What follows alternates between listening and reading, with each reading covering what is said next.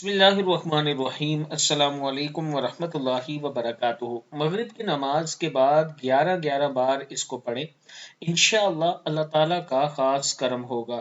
दुआ है बिस्मिल्लाहिर्रहमानिर्रहीम। अतअमहुम मिन जू, पढ़ते वक्त रिज्क की तंगी को दूर होने, व आमनहुम मिन खौफ, पढ़ते वक्त दुश्मन के खौफ से हिफाजत का दिल से तालिब हो।